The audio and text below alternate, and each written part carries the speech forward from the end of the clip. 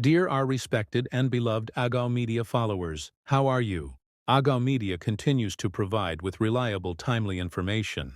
To ensure that Agaw Media remains a good source of information for you, we ask for your support. If you are new to Agaw Media, please share, like, and subscribe to help spread the information to many. Now let's dive directly into the news. Political parties urged to actively engage in Ethiopia's national consultation process. The Ethiopian National Consultation Commission is currently conducting discussions with political parties in Adama City, emphasizing the theme, higher participation of Ethiopian political parties for the effectiveness of the national consultation. Chief Commissioner Mesfin Araya, Professor, addressed participants at the forum, highlighting that the Commission is undertaking significant activities aimed at advancing to the national consultation phase.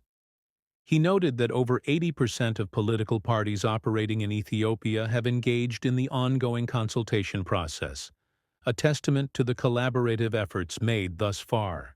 Commissioner Araya acknowledged the challenges faced by some political forces that have not yet participated and assured that the Commission is striving to involve these groups, despite various obstacles. Looking ahead, he stressed the importance of aligning the national elections with the upcoming National Consultation Conference, emphasizing that it is crucial to incorporate the perspectives of political parties to ensure a comprehensive and inclusive process. In his remarks, Chief Commissioner Mesfin Araya urged all sectors of society, including political parties, to fulfill their responsibilities to ensure the successful completion of the remaining phases of the consultation process. Addressing the participation of the Tigray regional state, he underscored its vital role in the consultation process, asserting that its involvement is essential for addressing and resolving existing regional challenges. The Commission believes that inclusive participation from all regions will contribute significantly to the overall effectiveness of the national consultation efforts. House Committee reviews. Progress of Ethiopia's Education Ministry.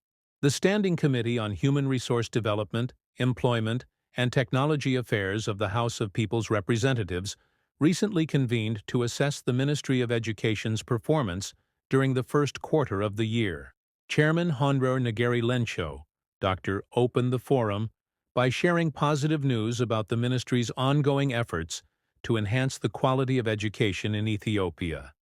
He noted that these efforts are beginning to yield promising results, but emphasized that continuous hard work is essential to ensure that education remains high quality, relevant, and equitable for all students. Dr. Lencho highlighted a critical issue: the disparity in educational quality between public and private schools. He urged the ministry to collaborate closely with partners to bridge this gap, ensuring that resources and educational standards are fairly distributed. He also pointed out that improving education quality is intrinsically linked to rural development.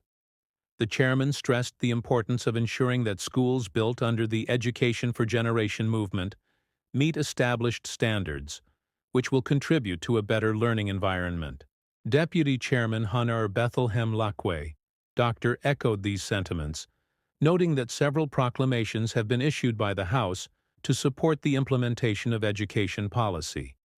He called on the ministry to develop clear regulations and guidelines to bring these policies to life. Recognizing education as a cornerstone of societal progress, Dr. Lakwe emphasized the need for the ministry to conduct thorough research and analysis to assess students' levels in relation to the curriculum. Minister of Education Professor Berhanu Nega addressed the gathering by outlining strategies aimed at improving educational quality. He proposed implementing a separate incentive system for teachers based on their performance, aligning with ongoing educational reforms.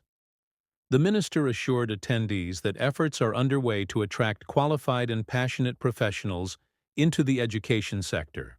In terms of resource allocation, Professor Nega reported that over $105 million has been invested in rolling out a new education system for secondary schools. Additionally, 68.2 million textbooks and teaching materials have been printed and distributed directly to students. He mentioned ongoing collaborations with regional authorities to address the distribution of books for primary and pre-primary students. Lastly, he highlighted a significant initiative. More than 3.3 million students are now participating in a school feeding program, with plans for its expansion across all regions to support student well-being and academic success. The committee's review reflects a commitment to advancing education in Ethiopia, focusing on equity and quality to ensure that every child has access to a meaningful learning experience. U.S. calls for global action to halt arms supplies to Sudan's RSF. U.S. Secretary of State Marco Rubio has urged the international community to take decisive action to stop arms supplies to Sudan's Rapid Support Forces, RSF, which have been implicated in mass killings in El Fasher. During the closing session of the G7 foreign ministers meeting held in Canada, Rubio condemned the RSF for committing systematic atrocities against civilians, including acts of murder, rape, and sexual violence. The Sudanese military has accused the United Arab Emirates of providing arms and deploying mercenaries from various African nations to support the RSF. Both the UAE and the RSF have denied these allegations, according to reports from the BBC. Rubio's call for international intervention highlights the urgent need to address the ongoing violence and human rights abuses in Sudan, emphasizing the role of global cooperation in bringing about accountability and peace in the region.